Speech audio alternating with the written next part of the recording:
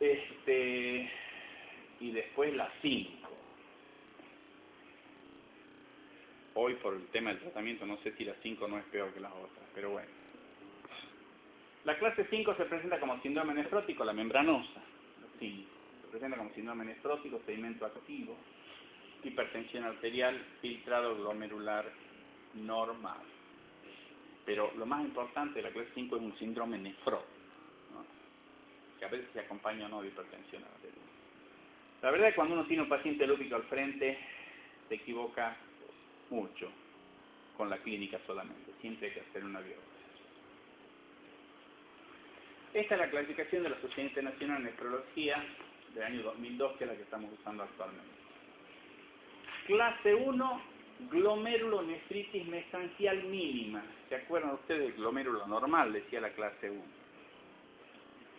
Clase 2, glomerulonefritis proliferativa mesangial. Clase 3, aquí sí es muy práctica, pero muy práctica esta clasificación.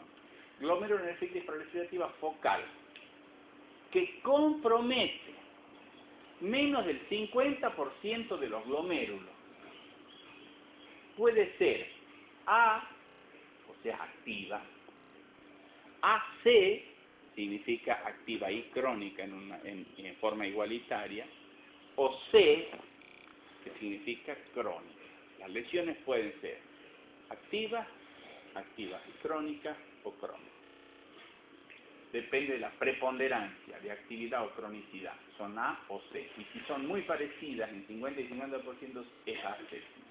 La clase 4, glomerulonefritis proliferativa difusa, es la que compromete, ¿se acuerdan? Decíamos difusa, compromete todos los glomérulos en el campo, y eso llevó un montón de confusión, porque decían, sí, yo veo en un campo, pero en el campo menor, algunos glomérulos no están afectados. Entonces, ¿cómo difusa? Bueno, aquí queda claro, más de 5, uno cuenta los glomérulos, y dice, sobre 10 glomérulos hay 7 glomérulos afectados de clase 4. Chao.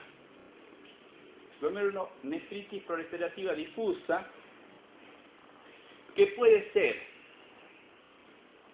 tipo segmentaria activa, SA, global activa, segmentaria activa crónica, global activa crónica, segmentaria crónica, global crónica.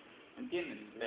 Entonces, ahí queda clarito, bien clarito, cuál es el paciente que tenemos al frente. Por supuesto que si tenemos nosotros una glomerulonefritis proliferativa difusa, global, activa, GA, será la de, digamos, la más agresiva y en la que mejor pronóstico tenemos de triunfar. Porque si son todas las lesiones activas, por más global que sea y más agresiva, mejor respuesta al tratamiento deberemos obtener. Y más agresivo tenemos que ser.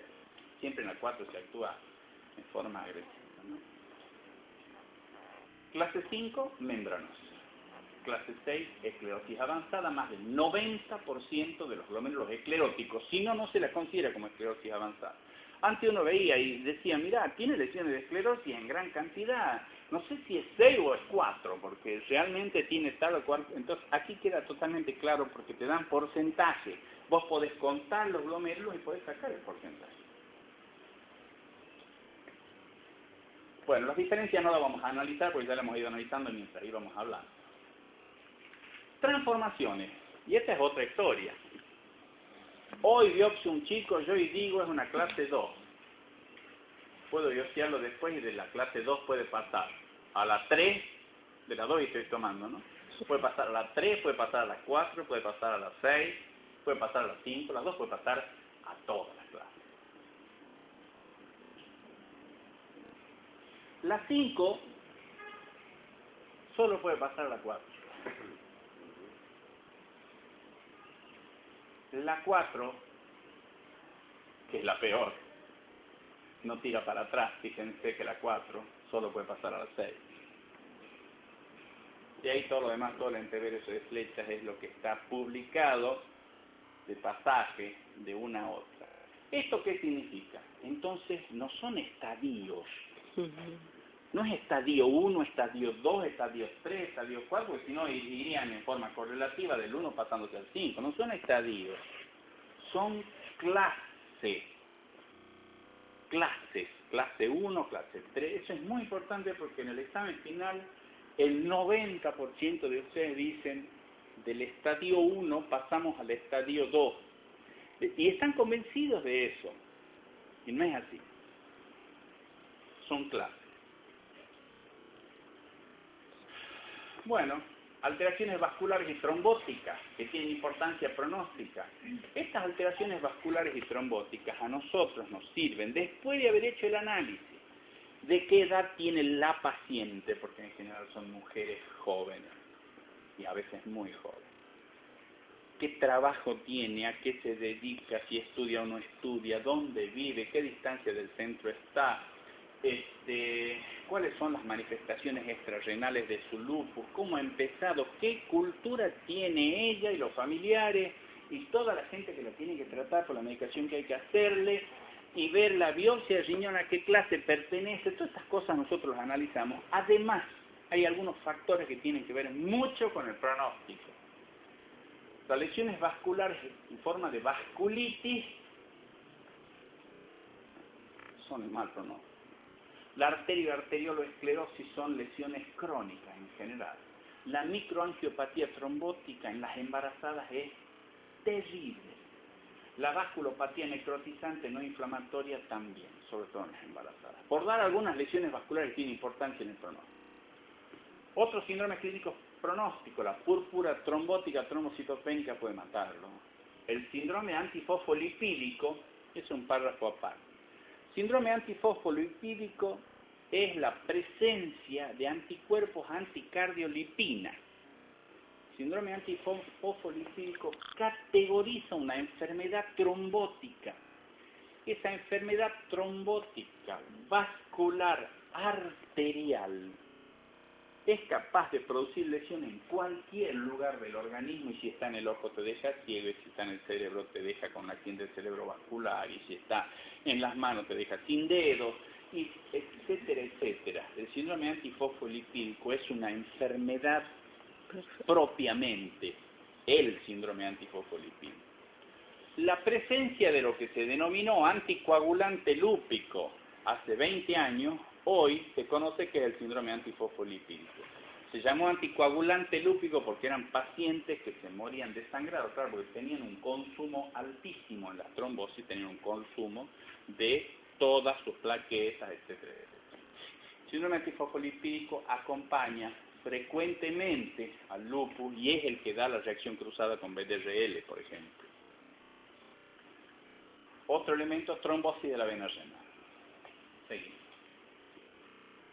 ¿Cuáles son los factores pronósticos? Malos.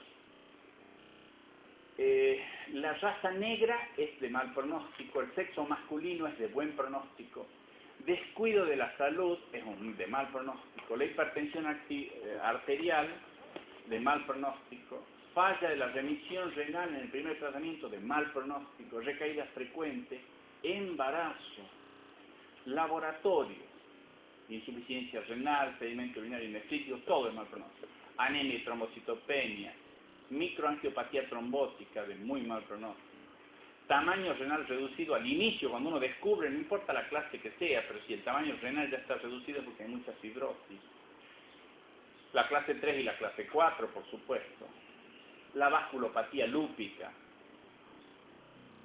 los índices de actividad mayores de 10 o los índices de cronicidad mayores de 5. Son todos esos factores pronósticos de mal pronóstico. Todo esto tratamos nosotros de saber antes de iniciar tratamiento en la nefritis lupus. Cuánto lleva la enfermedad, qué raza tiene, el sexo, la edad, la función renal y el tiempo de deterioro, la afectación extrarrenal que tenga el lupus, todo lo que hemos visto recién. ¿Tiene hipertensión o no?